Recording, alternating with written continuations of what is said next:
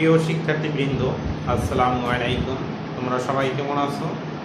আশা করি আল্লাহর মেহেরবানি তোমরা সবাই ভালো আছো। আমিও ভালো আছি।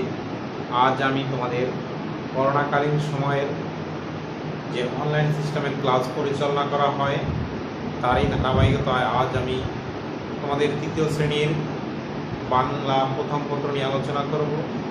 যদিও প্রায় 2 বছর হয়ে চলতেছে যে তোমরা বাসায় বসেই অনলাইন সিস্টেমের যে ক্লাসগুলো দেওয়া হয় সেগুলো থেকেই তোমাদের অনুশীলন করতে হচ্ছে এবং জুম ক্লাসের মাধ্যমে তোমাদের সেগুলো বুঝে নিতে হচ্ছে।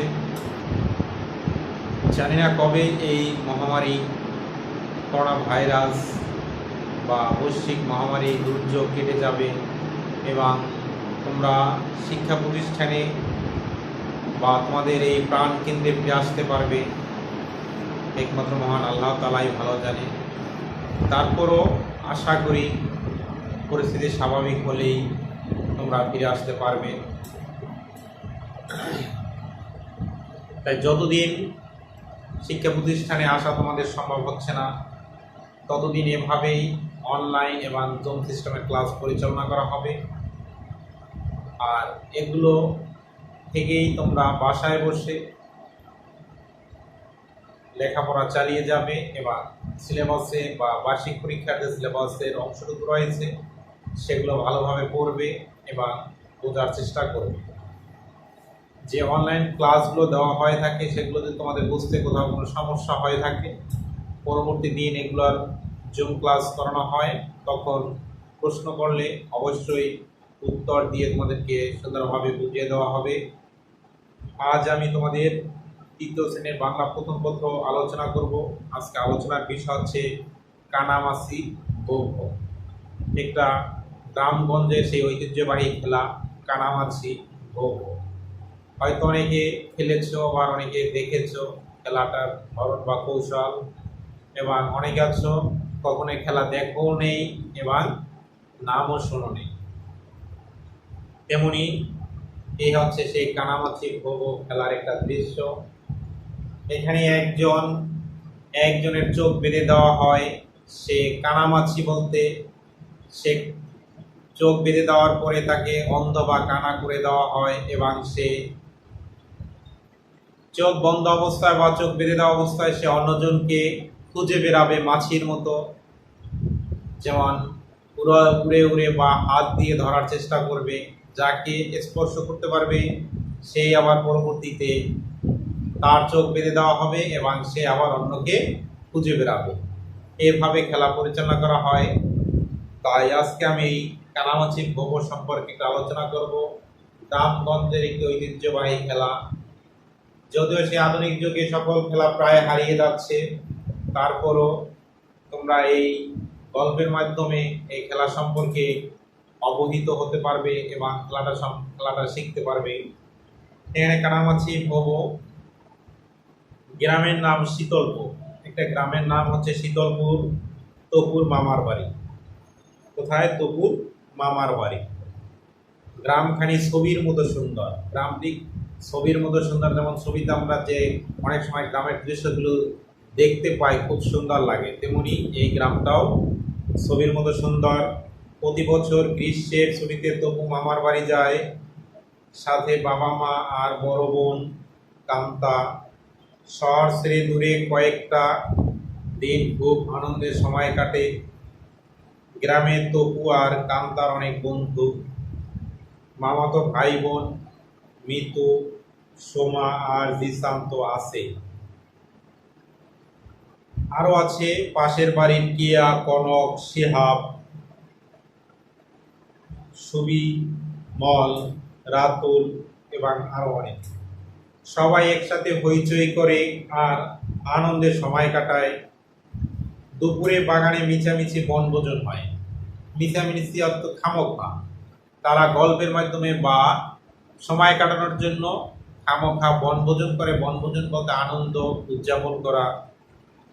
বিকালে হয় খেলা আর রাতে উঠানে মাদুর পেতে গল্প। তাদের যে সময় কাটানোর যে সিস্টেম সেটা হচ্ছে দুপুরবেলা মিছামিছি পিকনিক বা বনভোজন, বিকেলে হয় খেলা, রাত্রে মাদুর বিছিয়ে সেখানে হয় গল্পের আসর। মাদুর বলতে চাটাই কে বোঝানো হয়েছে। এবার গ্রামে তবু একটা নতুন খেলা শিখলো। নাম হচ্ছে কানামাছি। কি মজার খেলা, অনেকে মিলে একসাথে খেলা যায়। সেদিন খেলার শুরুতে রাতুলের দুই চোখ কাপড় দিয়ে বেঁধে দিল সোমা। মানে সেদিন যে খেলছিল সেদিন রাতুলের দুই চোখ বেঁধে কাপড় দিয়ে বেঁধে দিয়েছিল সোমা। এমনটাই নিয়ম। তবে প্রথমে কার চোখ বাঁধা হবে সেটা নিজেদের মধ্যেই ঠিক করে নিতে হয়। প্রথমে যে কার চোখ বাঁধা হবে সেটা নিজেরাই ঠিক করে নেয়, এবং যার চোখ বাঁধা হয় সে প্রথমে অন্যদেরকে ধরার চেষ্টা করে। যখন কাউকে ধরতে পারে এবং সেই আবার তার চোখ বেঁধে দিয়ে আবার পুনরায় খেলা শুরু হয়। পলাশ পাশ থেকে বলল, রাতুল সব দেখতে পাচ্ছে। সোমা আপু, তুমি শক্ত করে বেঁধে নিও, যেন সে দেখতে না পারে। এজন্য শক্ত করে বেঁধে দেওয়া হয়, কারণ দেখলে তো যে কাউকে যে কোনো মুহূর্তে ধরতে পারবে। এই জন্য শক্ত করে বেঁধে দেওয়া হয় যাতে সে ধরতে না পারে, মানে দেখতে না পারে, এবং সে যেন অনুধাবন করে যেন অন্যদের যে চলার যে শব্দ, সেই শব্দ শুনে যেন তাকে ধরতে পারে। সোমা রাতুলের আঙ্গুলের সামনে একটা আঙুল বসিয়ে উঁচিয়ে ধরে বলল, কয়টা আঙ্গুল বলো তো? রাতুল বলল, 5টা। সবাই এক তো হেসে উঠল। বোঝা গেল যে রাতুল কিছুই দেখতে পাচ্ছে না। এরপর শুরু হলো আসল খেলা। রাতুল চারদিকে ঘুরতে লাগলো, সবাই এক ঝাঁক মাছির মতো। কেউ তাকে ভালোভাবে ধাক্কা দিচ্ছে, কেউ দিচ্ছে গায়ে টোকা, আবার কেউ মুখে কাটছে মজার একটা ছড়া। কানামাছি ভো ভো, যাকে পাবি তাকে ছো। কানামাছি ভো ভো, যাকে পাবি তাকে ছো। এখানে একটা গল্প। ছড়াই ছড়াগুলো বলে এবং তার চারপাশে ঘুরে বেড়ায়। কেউ তাকে ধাক্কা মারছে, কেউ তাকে টোকা দিচ্ছে এবং বিভিন্নভাবে তাকে বিরক্ত করছে। তার কাজ হচ্ছে যার চোখ বাঁধা সে অন্যদেরকে ধরতে হবে, এটাই হচ্ছে মেইন উদ্দেশ্য। খেলার নিয়ম মতো রাতুল এদিক ওদিক হাত বাড়িয়ে কাউকে ধরার চেষ্টা করছে, সেও ছড়া কাটছে। আনি মানি জানি না, পরের ছেলে মানি না। আনি মানি জানি না, পরের মেয়ে মানি না। এখানে সেও যে খেলার নিয়ম মতো রাতুলও এদিক ওদিক হাত বাড়িয়ে অন্যদেরকে ধরার চেষ্টা করে যাচ্ছে, এবং সেও ছড়া কাটছে যে আনি মানি জানি না, পরের ছেলে মানি না। আনি মানি জানি না, পরের মেয়ে মানি না। এটার মানে হচ্ছে যে যে কাউকে ধরতে পারবে যেভাবে হোক, তা এখন সে যেহেতু চোখ বাঁধা, সে তো যে কোনোভাবে ধরতে পারে, হাত ধরতে পারে, মাথা ধরতে পারে, বা সে অন্যকে পড়ে যেতে পারে। এই জন্য বলা হয়েছে আনি মানি জানি না, কার ছেলে জানি না। আবার আনি মানি মানি না, কার মেয়ে জানি না। যে কেউকে সে ধরার জন্য চেষ্টা করবে, কারণ সে যেহেতু তার চোখ বাঁধা, সে অন্য কাউকে দেখতে পাচ্ছে না। এই জন্য সে যেভাবে হোক ধরার জন্য চেষ্টা করবে, সে ছেলে হোক মেয়ে হোক, তাকেই সে ধরার চেষ্টা করবে, এবং অন্য খেলোয়াড়রা তার চারপাশে ঘুরঘুর করবে এবং ঘুরে বেড়াবে। তারাও সহজে ধরা দিতে চাইবে না, কারণ যাকে ধরতে পারবে তারই আবার চোখ বেঁধে আবার অন্যদেরকে ধরার জন্য চেষ্টা করতে হবে। এই জন্য সহজে কেউই ধরা দিতে চায় না, সবাই দূরে দূরে ঘুরে বেড়ায়। এমনি চলতে চলতে হঠাৎ করে রাতুল কান্তাকে ধরে ফেলল, বলল, এটা কান্তা আপু। ব্যাস, রাতুলের মুক্তি। চোখ বাঁধা হলো কান্তার। এবার সবাই চোখ বাঁধা কান্তাকে ঘিরে ঘুরতে শুরু করলো, মুখে সেই ছড়া। কান্তা খুব অল্প সময়ে ছড়া শিখে নিয়েছে। বাড়ির পিছনে ছোট্ট মাঠে খেলা চলছিল। এমন সময় ছোট মামা এলেন, বললেন, আমায় নেবে তোমাদের সঙ্গে। সবাই আনন্দে হইচই জুড়ে দিল। মামা ছোটদের সঙ্গে তার শৈশবে ফিরে গেলেন যেন। খেলা শেষে মামাকে ঘিরে গোল হয়ে বসলো সবাই। তখন তপু অবাক চোখে জিজ্ঞেস করলো, মামা তুমিও এই খেলা জানো? মামা হেসে উঠলেন এবং বললেন, জানি মানে, এ তো অনেক বড় খেলা, যে তারাও ছোটবেলায় এগুলো খেলছে, সেই কথাটি এখানে তুলে ধরেছে। এই হচ্ছে আমাদের গল্প বা একটা খেলার কৌশল, কিভাবে খেলা করতে হয় সেই কৌশলটা এখানে উল্লেখ করা হয়েছে এবং খেলার নিয়ম বা কৌশল সম্পর্কে তোমরা জানতে পারলে। এখন আমি এখানে কিছু শব্দ অর্থ রয়েছে, আমি এখন শব্দ অর্থগুলো নিয়ে আলোচনা করব যাতে তোমাদের আরো বুঝতে সুবিধা হয়।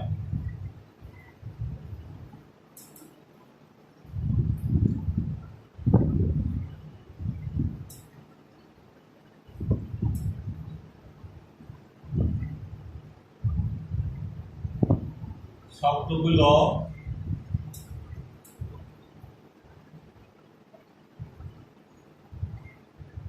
পাঠ থেকে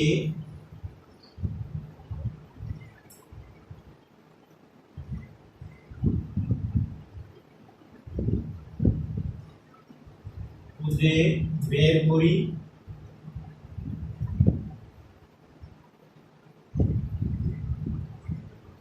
অর্থগুলি।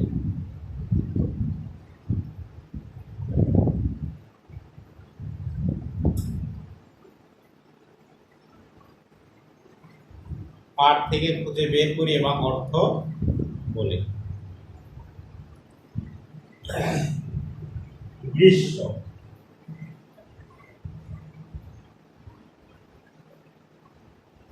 প্রথমে রয়েছে গ্রীষ্ম।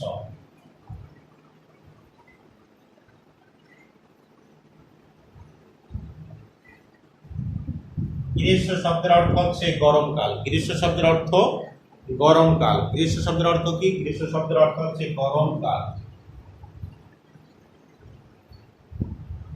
গরমকাল, গ্রীষ্ম অর্থ গরমকাল। গ্রীষ্ম অর্থ গরমকাল। মিশামিশি, পরটা হলো মিশামিশি। মিশামিশি, মিশামিশি অর্থ হচ্ছে খামোখা।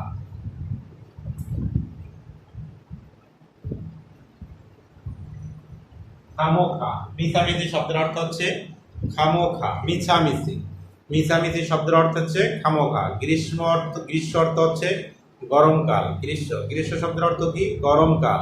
আর খামোখা শব্দের অর্থ, আর মিছামিশি শব্দের অর্থ হচ্ছে খামোখা। খামোখা।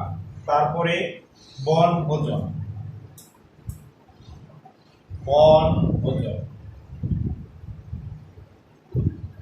বনভোজন শব্দের অর্থ হচ্ছে চড়ুইবাতি। চড়ুইবাতি, চড়ুইবাতি। বনভোজন শব্দের অর্থ হচ্ছে চড়ুইবাতি। বনভোজন শব্দের অর্থ হচ্ছে চড়ুইবাতি। বনভোজন শব্দের অর্থ কি? চড়ুইবাতি, চড়ুইবাতি। তারপরে হচ্ছে ঝাঁক। ঝাঁক, ঝাঁক শব্দের অর্থ হচ্ছে মাছ, পাখি, মাছি ইত্যাদি দল বা পাল।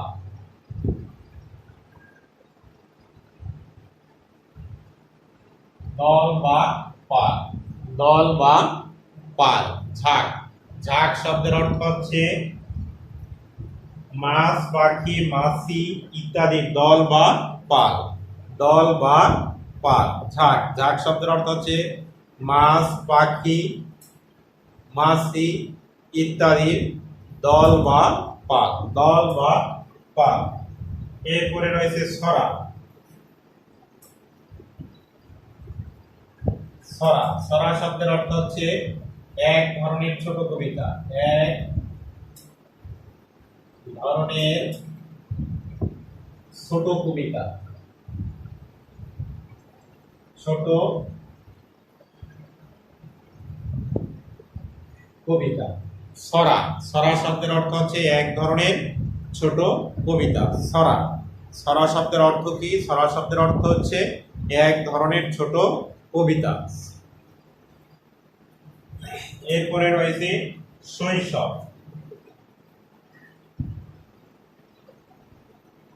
শৈশব শৈশব শব্দের অর্থ হচ্ছে শিশুকাল।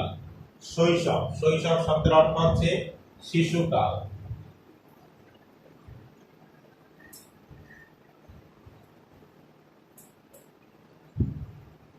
শৈশব শব্দের অর্থ হচ্ছে শিশুকাল। শৈশব শব্দের অর্থ হচ্ছে শিশুকাল।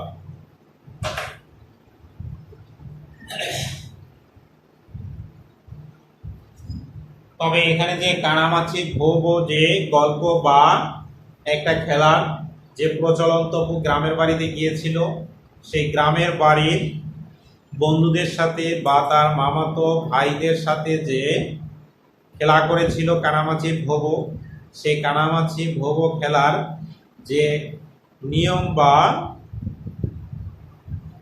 নিয়ম বা খেলার কৌশল বা গল্প, কানামাছি ভোবো খেলার গল্প ভিতরে যে গুরুত্বপূর্ণ যে শব্দগুলো রয়েছে সেগুলোর অর্থ দেওয়া হয়েছে।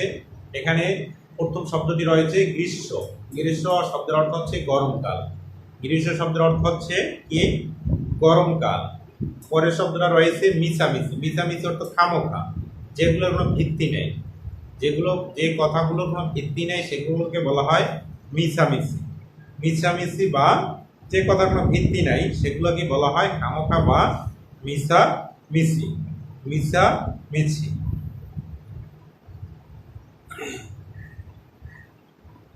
বা কোনো কারণ ছাড়া, হঠাৎ যে কোনো।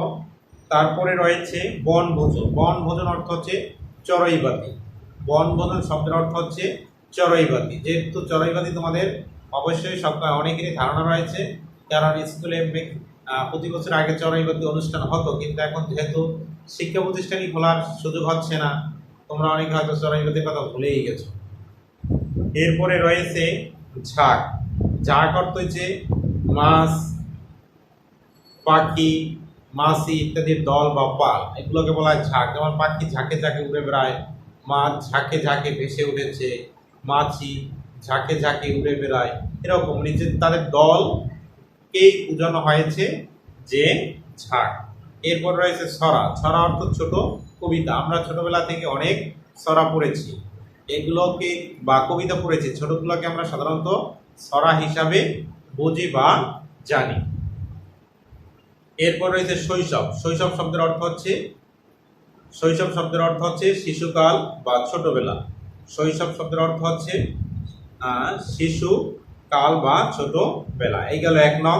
এরপরে 2 নং রয়েছে। 2 নং রয়েছে ঘরের ভিতরে শব্দগুলো খালি জায়গায় বসিয়ে বাক্য তৈরি করি। খালি জায়গায় বসিয়ে বাক্য তৈরি করি।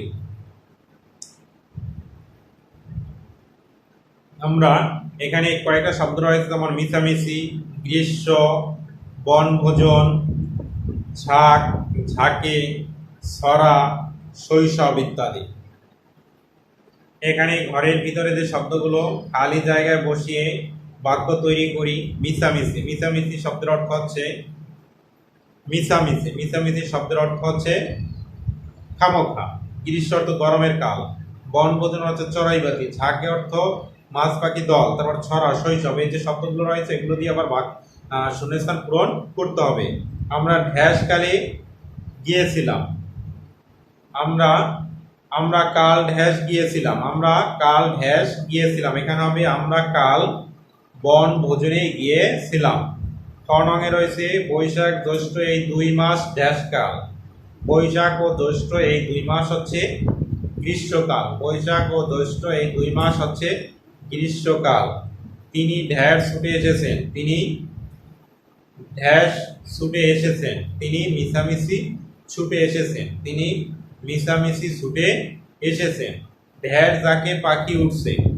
ঝাঁকে, এখানে ঢ্যাস ঝাঁকে পাখি উঠছে, এখানে হবে ঝাঁকে ঝাঁকে পাখি উঠছে। ঝাঁকে ঝাঁকে পাখি উঠছে। মা আমাকে ঢ্যাস শিখিয়েছেন। মা আমাকে ছড়া শিখিয়েছেন। কি হবে? মা আমাকে ছড়া শিখিয়েছেন। আমরা আমার ঢ্যাস কেটেছে মামার বাড়িতে, আমার শৈশব কেটেছে মামার বাড়িতে, আমার শৈশব কেটেছে মামার বাড়িতে। এরপরে যুক্ত বর্ণ রয়েছে 3 নঙে, 2টা শব্দ আছে যেমন গ্রাম, গয়রফলা। এই যুক্ত বর্ণের নিয়ম হচ্ছে শব্দগুলো যুক্ত যে বর্ণগুলো রয়েছে সেগুলোকে ভেঙে বিশ্লেষণ করে এবং নূতন শব্দ তৈরি করা। যেমন আছে গ্রীষ্ম বা গয়রফলা, গ যোগ রফলা, এ দিয়ে 2টি নূতন শব্দ গঠন করতে পারি, গ্রাম, গ্রহ, অগ্র। এরপর রয়েছে ছয় ম, স যোগ ম, ছয় ম দিয়ে আমরা 2টো শব্দ গঠন করতে পারি, উষ্ণ, উষ্মা, গ্রীষ্ম ইত্যাদি। তাহলে আজকে আমাদের ক্লাসটা এই পর্যন্তই। সবাই ভালো থাকো, সুস্থ থাকো এবং বাসায় বসে সুন্দরভাবে তোমাদের লেখাপড়ার যে কার্যক্রম সেগুলো পরিচালনা করো, যাতে করে তোমাদের বার্ষিক পরীক্ষায় যে হয়তো বা কিন্তু এর আগেই বার্ষিক পরীক্ষা হওয়ার আগেই শিক্ষা প্রতিষ্ঠান খুলে দিবে, হয়তো বা আশা করি এর আগেই শিক্ষা প্রতিষ্ঠান খুলে দিবে, তোমরা স্কুলে সেই পরীক্ষা অংশগ্রহণ করতে পারবে। তাই এখন থেকেই তোমরা সুন্দরভাবে প্রিপারেশন গ্রহণ করো। আর প্রিপারেশন না নিলে যখন স্কুল খুলে দিবে তখন তো তোমরা পরীক্ষায় ভালো রেজাল্ট করতে পারবে না। তাই এখন থেকেই তোমরা এই প্রস্তুতি গ্রহণ করো। সবাই ভালো থাকো, সুস্থ থাকো, বাসায় থেকেই সুন্দরভাবে লেখাপড়া করতে থাকো।